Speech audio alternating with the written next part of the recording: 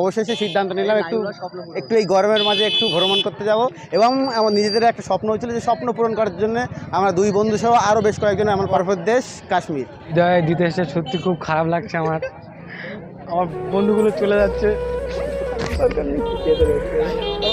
বন্ধু বিদায় যে কি কষ্টদায়ক হয় সেটা আমি আজকে এখানে বুঝতে পারছি। আলবিনা বন্ধু, আলবিনা, পরে আবার দেখা হবে। আমি আমার কাছে কোনো ভাষা নেই। আজকে আমি জাহাঙ্গীর ভাই আজাদের যাওয়ার কথা ছিল, আজাদ যেতে পারিনি অন্য একটা কারণে, পরে বলবো।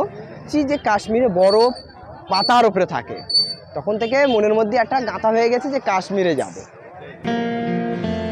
अच्छा चलता हूँ दुआओं में याद रखना, मेरे जिक्र का जुबां पे स्वाद रखना, दिल के পার্বত্য দেশ কাশ্মীর উদ্দেশ্যে রওনা দিলাম। সেখানে সবার পরিবার কম বেশি এসেছে, আমাদের পরিবার এসে বাড়ি থেকে বিদায় দিয়েছে ভালোভাবে, এবং অন্য পরিবার তারাও এখানেও এসেছে। এবং আমাদের সাথে সবচেয়ে বড় জিনিস, বিদায়ের সময় বন্ধুরা পাশে এসেছে।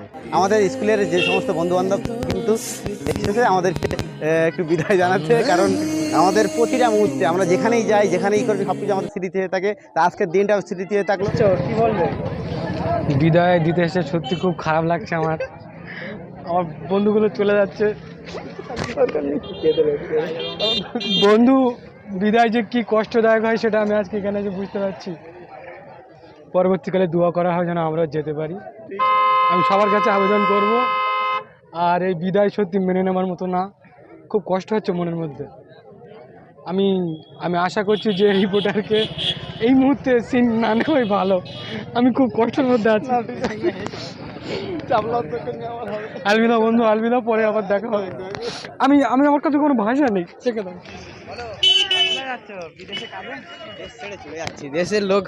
দেশের লোক ভালো না খো, তাই বিদেশে চলে যাচ্ছি। দেখি ওখানে গিয়ে ভ্যান ট্যান ছাড়া দেয় কি। দীর্ঘ কয়েক বছর পর, অর্থাৎ লকডাউন পিরিয়ডের পর কিন্তু সেই বাইরে যাওয়া হয়নি। তো অবশেষে সিদ্ধান্ত নিলাম একটু এই গরমের মাঝে একটু ভ্রমণ করতে যাব এবং আমার নিজেদের একটা স্বপ্ন হচ্ছিল যে স্বপ্ন পূরণ করার জন্য আমরা দুই বন্ধু সহ আরও বেশ কয়েকজন, আমার পাড়ার ছেলে আমরা 4 জন আছে, আমরা দুই বন্ধু আছি, টোটাল আমরা 6 জন। এবং এই গাড়ির টোটাল 60-64 জন আছে।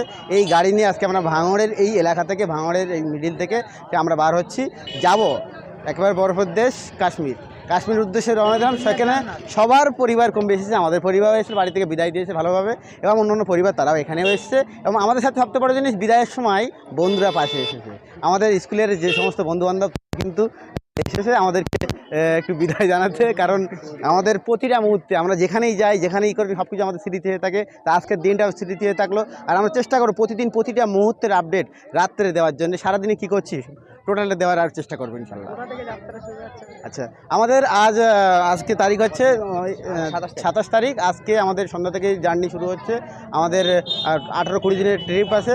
তো ভাঙড়ের এই সাতুলিয়া, কৃষ্ণমাটি, গুছুড়ি এলাকা থেকে আমরা বার হচ্ছি। আমরা মূলত কাশ্মীরে আমাদের মূল টার্গেট, এর মধ্যে এখানে আজমিরও আছে, এবং ফুরফুরা শরীফ থেকে শুরু করে বিভিন্ন স্থান আমরা যাব, এমনকি স্বর্ণ মন্দিরের রাজস্থান, বিভিন্ন জায়গায় যে সমস্ত আপনারা অনেকেই জানেন, যারা এই আজমির ট্যুরে যায় তারা জানেন। 18-20 দিনের ট্যুর আমরা আজ থেকে বার হচ্ছি। আর পার ডে দেখতে থাকুন আমাদের এই ফার্স্টে।